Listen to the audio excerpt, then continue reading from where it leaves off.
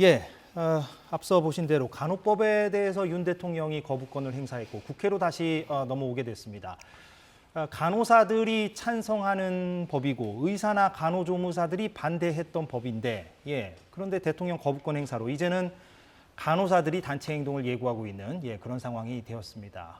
여야가 과연 절충점을 마련할 수 있을지가 주목되는 부분인데요. 그동안 저희가 이 간호법을 둘러싼 찬반 쟁점을 전해드리긴 했습니다만 오늘 다시 한번 조목조목 그 쟁점을 살펴보는 시간을 마련했습니다. 김성환 시사평론가 제 옆에 나와 있습니다. 어서 오십시오. 네, 안녕하세요. 예.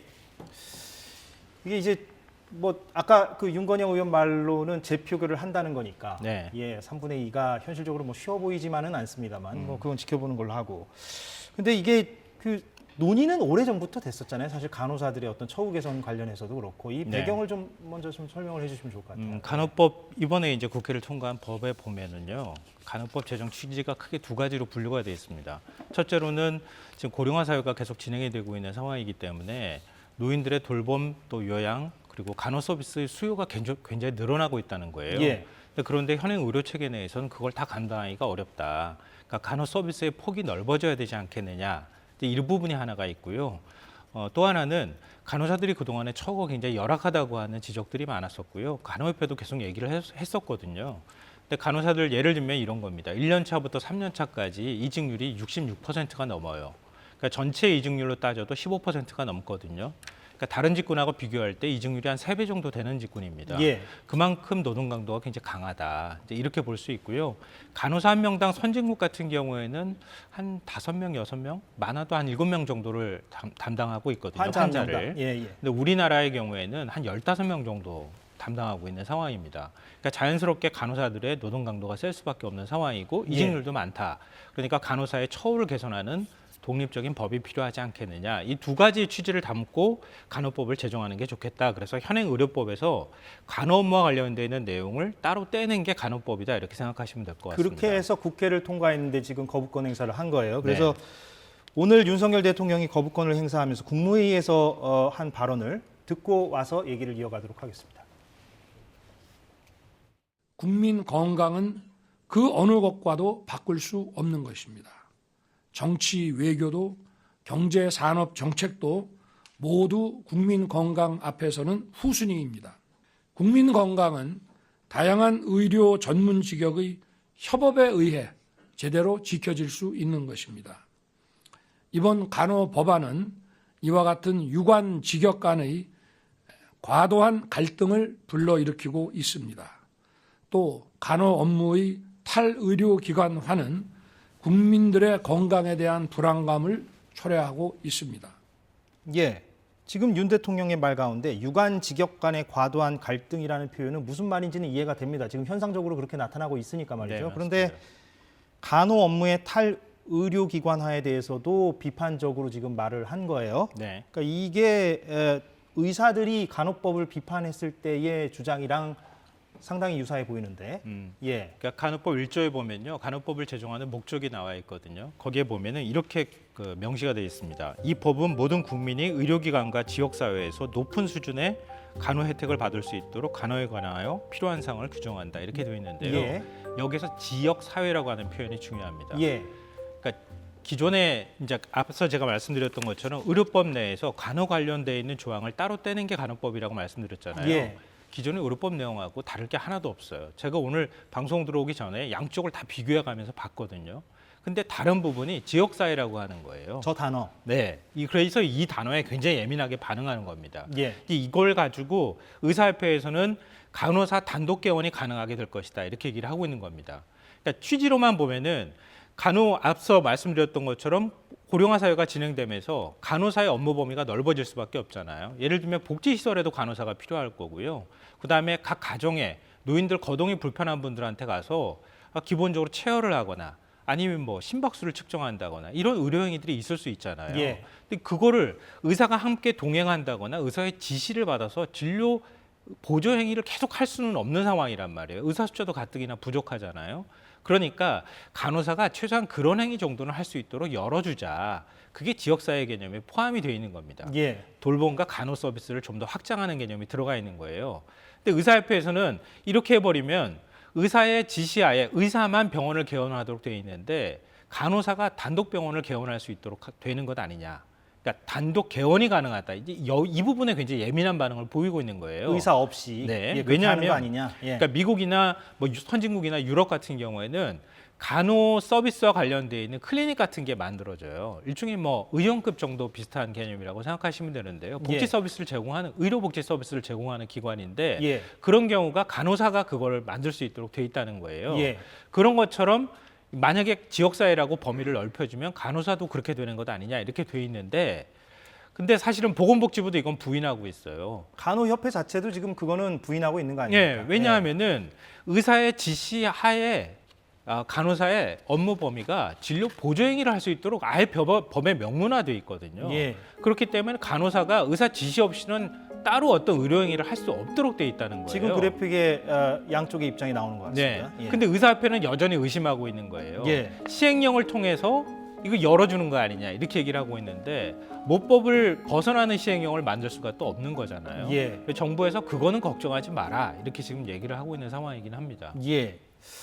그래서 이제 간호사들은 그 부분이 이제 의사 쪽에서 제기하는 일종의 과장된 선전이다 이렇게 얘기하는 것 같기도 하고 아무튼 거기에 이제 쟁점이 있는 것 같고 양측은 그런데 알겠습니다. 예, 정리가 되는 것 같고 근데 의사들만 반대하는 게 아니라 지금 간호조무사들도 간호법을 반대해 오지 않았습니까? 네. 여기는 이제 쟁점이 뭔지도 설명을 좀 해주시면요.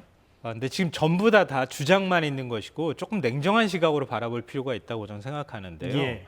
그러니까 현행 의료법이 있어요. 의료법 안에 각 직군에 대한 역할이나 아니면 면허 기준이라는 게 정해져 있거든요. 예. 근데 그 면허 기준에서 그러니까 의료법을 예를 들면 77조 보칙에 보면은 거기에 간호조무사의 업무가 면허 기준이 규정이 돼 있습니다. 네.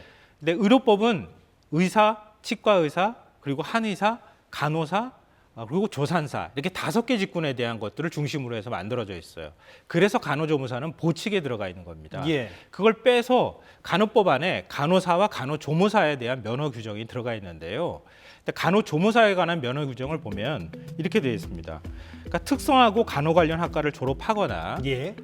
고등학교 졸업 학력 인정자 중에서 국공립 간호조무사 양성소 교육을 이수하거나 아니면 평생교육시설에서 간호 관련 학과를 졸업하거나 학원 있잖아요. 간호조무사 학원에서 교수과정을 이수한 사람 이렇게 돼 있는데 저렇게 이수하고 시험을 봐야 되는 거죠. 간호조무사 네, 자격증을 그렇죠. 따야 되는 거죠. 예. 예, 예. 근데 간호조무사 협회 쪽에서는 그 얘기를 하는 거예요. 간호조무사는 왜 고등학교 학력 자격 기준으로 규정하고 있느냐. 간호사는 그러니까 최소한 전문대졸 이상의 간호학과를 졸업한 이런 경우에 간호사 자격을 취득할 수 있도록 되어 있는데 예. 간호조무사만 고등학교 학력 기준으로 묶어두는 이유가 뭐냐 이렇게 얘기를 하고 있어요. 그게 일종의 계급화 아니냐. 예, 맞습니다. 예. 그러니까 이게 조항 자체만 가지고 얘기를 하면 제가 설명이 안 된다고 말씀드렸던 이유가 이거예요. 그 현행 의료 체계 내에서는 의사가 제일 최상위에 있는 거잖아요. 전문성으로 규정하고 있기 때문에 의사의 지시를 받아서 진료 보조 행위를 간호사가 하고 예. 간호사를 보조하는 게 간호조무사가 되어 있는 건데 기존의 의료법 내에서 모순이 있거나 불만이 있더라도 다 그걸 꾹꾹 눌러 참아왔던 거예요. 근데 간호법이 제정되면서 간호 관련 업무를 하나의 따로 독립된 범주로 떼어내니까 의사들은 간호사가 나랑 대등해지는 거 아닌가라는 생각을 하기 시작했고 아까 그 쟁점을 설명하셨고. 예. 간호조무사도 나는 간호사 하위 메뉴처럼 들어가게 돼버리는 것이다. 일종의 카스트 제도가 만들어지는 것 아니냐. 예. 근데 기존의 의료법에도 똑같은 규정이 있거든요. 그걸 그대로 가지고 왔는데도 불구하고 간호조무사협회에서는 반발하는 거예요. 그러니까 기존에도 갑을관계처럼 상하관계로 위계질서에 타이트하게 묶여있는 상태가 앞으로는 간호사하고 간호조무사 관계에서 묶여지지 않겠느냐.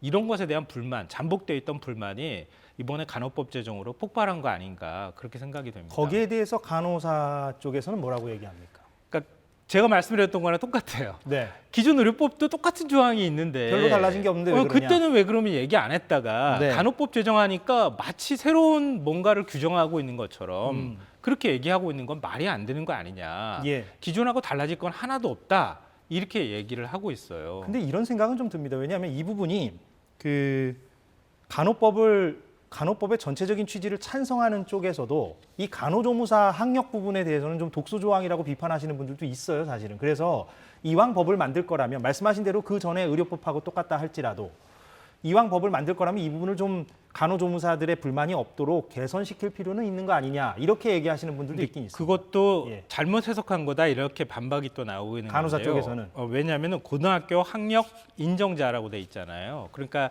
고등학교 학력 인정한 사람일 경우에는 대학 졸업해도 얼마든지 간호조무사 학원 다녀서 아니면 별도로 교육과정을 밟게 될 경우에는 대졸자들도 들어가서 얼마든지 간호조무사 할 수 있는 거다. 열려져 있다 이렇게 얘기를 하고 있는데요. 예를 들면 이런 거예요. 2012년에 한 전문대학에 그러니까 전문대학 이상은 간호사 양성하는 거라고 아까 제가 말씀드렸잖아요. 예. 근데 간호조무사 학과가 생긴 적이 있어요. 근데 그럴 때 굉장히 논란이 될 수밖에 없는 거잖아요. 근데 어디서 많이 반발했냐면은 특성화 고등학교하고 간호조무사 학원에서 반발했어요. 대학에 전문대학에서 간호조무학과가 생기게 되면 우리가 위치가 애매해지는 것 아니냐. 그러니까 간호사 쪽에서 반발한 게 아니라 오히려 간호조무사를 양성하는 쪽에서 반발했다는 거예요. 예. 그러니까 여기도 또한 서로 간에 논란의 소지가 남아 있는 것이다 이렇게 봐야 될 것 같습니다. 예, 그렇군요. 학력 부분 이제 관련해서 이제 저희가 짚어봤고, 그런데 지금 간호조무사뿐만 아니라 다른 직군들하고도 또 부딪히는 부분이 있어가지고, 예, 이것도 좀 쟁점이 되고 있는데 이건 좀 어떻습니까? 그러니까 임상병리사, 방사선사, 요양보호사, 응급구조사 이렇게 반발하는 직군들이 이제 간호법에 반대하는 직군들이었죠. 네, 예. 의료연대라고 해서 의사협회하고 같이 지금 이번에 단체 행동을 하기도 하고 그랬는데요. 네네. 참 애매합니다. 제가 보니까 왜냐하면 그러니까 간호사의 경우에는 업무 범위가 간호사도 넓거든요. 의사의 업무 범위가 넓은 거랑 마찬가지예요. 근데 간호사가 지역 사회까지 업무 범위가 넓어지게 될 경우에 그러면은 나의 자리를 빼앗아 가지 않겠느냐. 이렇게 지금 반발하고 있는 나의 거예요. 일자리를 침해하는 게 아니냐? 네. 예. 근데 이번에 이제 간호법 제정 문제에 있어서 가장 핵심은 제가 볼 때 이거예요. 현행 의료법으로 하나로 다 규정하고 있었거든요. 근데 의사와 관련돼 있는 역할 구분도 딱 한 줄밖에 없어요. 예. 간호사와 관련돼 있는 부분들도 그렇고 나머지 일종의 전문 직군이라고 제가 말씀드렸던 나열했던 직군들에 관한 업무 범위가 명확하게 규정이 안 돼 있어요. 그 업무 범위를 제대로 정리하지 않은 상태에서 이번에 간호법이라고 하는 새로운 어떤 법이 만들어짐으로 인해서 그동안에 쌓였던 불만, 잠재됐던 불만이 한꺼번에 터져 나온 거잖아요. 예. 그러니까 별도로 각각의 업무가 중첩되는 데가 있는데 예를 들면 응급구조사는 바깥에 응급 환자가 있을 때는 심폐소생술도 하고 주사도 다 놓을 수 있거든요. 근데 병원 안에 들어오면 불법이 돼요. 그게. 그러니까 병원 안에서는 주사도 못 놔요. 응급구조사의 경우에는. 근데 간호사의 경우에는 응급구조 간호사가 만약에 생긴다고 하면 간호 업무는 확장이 가능하거든요. 응급구조사는 안 되는 거니까. 그러니까 각각의 직군의 업무 범위와 권한, 역할에 대해서 좀 더 세분화할 수 있는 법 규정이나 이런 것들을 이번 기회에 같이 만들었다면 그러면 이런 갈등이나 불만을, 이런 거, 예. 최소화될 수 있었을 텐데 하는 예. 아쉬운 생각은 들어요. 예. 근데 그렇게 할 경우에는 의료법 전체를 다 뜯어 고치는 상황이 발생하거나 아니면 별도의 위원회를 통해서 역할을 규정을 다시 해야 되거든요. 이게 몇 년이 걸릴지 모르는 거죠. 예. 그러니까 차선책으로 그동안에 가장 급했던 간호법을 먼저 제정하면서 같이 논의를 하자 이렇게 하면 될 텐데 그게 서로 간의 불만들이 한꺼번에 터져 나오면서 이것도 아니고 저것도 아니에요. 확 섞여버리는 현상이 나타났다. 이렇게 봐야 될 것 같습니다. 간호사들은 지금 단체 행동을 한다니까 그건 뭐 지켜보는 걸로 하고 지금 오늘 우리 논의에서 좀 빠져 있다고 느끼는 것은 그래서 시민들 입장에서는 그럼 어떻게 되는 것이냐. 이게 이제 간호법이 이렇게 핑퐁처럼 왔다 갔다 했고 물론 뭐 이것도 간호법에 대한 입장차, 시각차에 따라서 시민들에게 이게 이득이 될 것이냐 손해가 될 것이냐도 뭐 엇갈릴 수 있을 것이긴 합니다만 조심스럽게 뭐 어떻게 좀 얘기를 하고 마무리를 할 수 있을까요? 지금 제가 아까 말씀드렸던 것처럼 간호사의 업무 범위가 좀 넓어지는 게 좋기는 하겠죠. 왜냐하면 노인분들이 하다못해 간호사가 방문해서 예. 체열도 하고 혈당도 측정해주고 또 심박수도 측정해주고 이렇게 의사 하면서 중에서도 그게 필요하다고 얘기하는 사람들도 있어요. 사실은. 예, 맞습니다. 예, 예. 그 의사의 지도하라고 하는 조건이 붙어 있는 한 의사의 업무 범위를 넘어서기는 어려울 거거든요. 그런 면에서는 낫겠는데 문제는 이제 그 동안에 서로 간의 업무 범위가 정리되지 않은 상태에서 하나를 건드리고 나니까 와르르 다른 것도 쏟아져 나오는 이런 현상이 아닐까 싶은데, 그러니까 그럴 거예요. 정치가 모든 걸 해결할 수는 없는데 티핑 포인트라고 하는 거 있잖아요. 한 군데를 딱 건드렸을 때 거기서 연쇄 반응이 어떻게 나타나고 연쇄 반응이 나타날 때 얼마나 책임성 있게 그것들을 정리해 줄 것인가에 관한 문제인데 지금은 서로 간의 주장이 다르고 서로 간의 주장이 이기적인 주장들도 같이 섞여 있는데 그 주장이 섞여 있는 상황에서 이걸 구분하기 어려운 상황이 돼버렸잖아요. 근데 갈등이 있다고 그 갈등을 그냥 묻어두거나 아니 좋은 게 좋은 거라는 식으로 넘어가 버리면 결국 국민 보건의료 서비스에 오히려 해가 될 수도 있겠다. 예. 이번 기회에 좀 더 한꺼번에 갖다 놓고 예. 어차피 대통령이 거부권 행사했으니까 여야 간에 좀 더 포괄적인 논의를 통해서 이번 갈등을 해결하는 방법으로 나가야 되지 않을까라고 생각합니다. 알겠습니다. 여기서 마무리를 하겠습니다. 김성환 시사평론가였습니다. 고맙습니다. 네. 예, 오늘 사사건건 여기까지 하겠습니다. 내일 오후 4시에 다시 돌아오겠습니다. 고맙습니다.